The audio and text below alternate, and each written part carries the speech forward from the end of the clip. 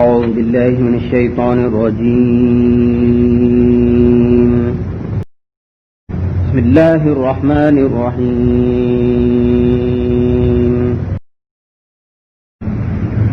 ولقد آتينا لقمان الحكمة أن اشكر لله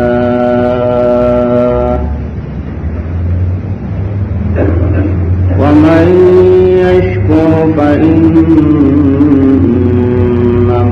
يشكر لنفسه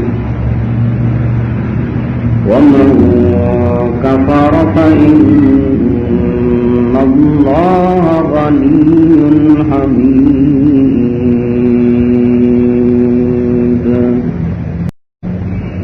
وإذ قال لقمان لابنه وهو يعظه يا بني لا تشرك بالله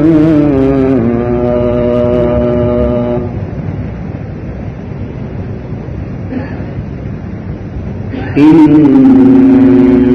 الشرك لظلم عظيم.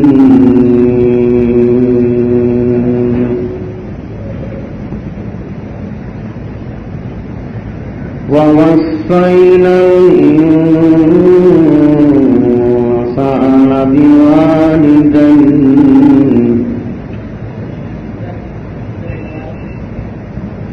حملته أمه وهنا على وهن وفصاله في عامين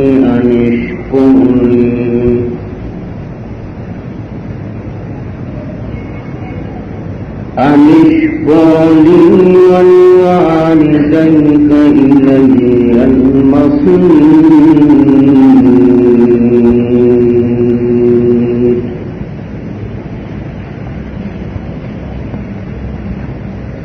وإن جاهداك على أن تشرك بي ما ليس لك به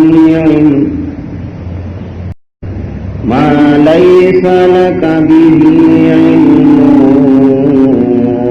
فلا تطعهما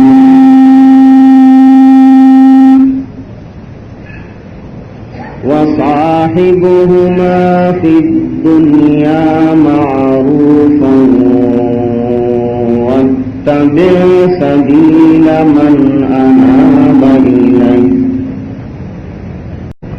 ثم إلي مرجعكم فأنبئكم بما كنتم تعملون.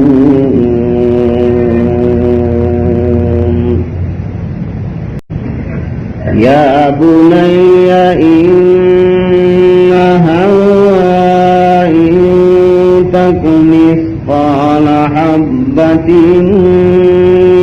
خردل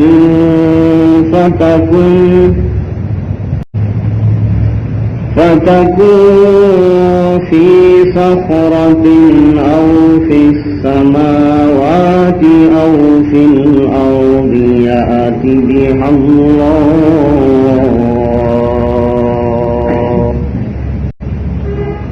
إن الله لطيف خبير.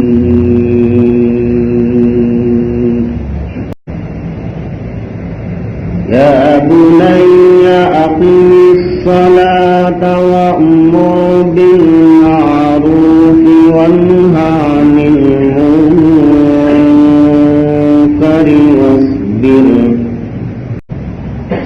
واصبر على ما أصابك إن ذلك من عزم الأمور.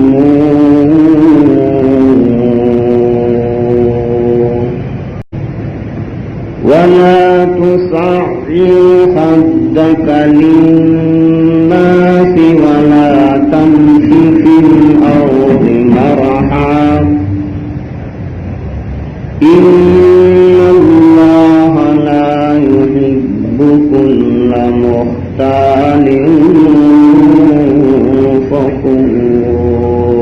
فخور واقصد في مشيك واغضض من صوتك إن أنكر الأصوات لصوت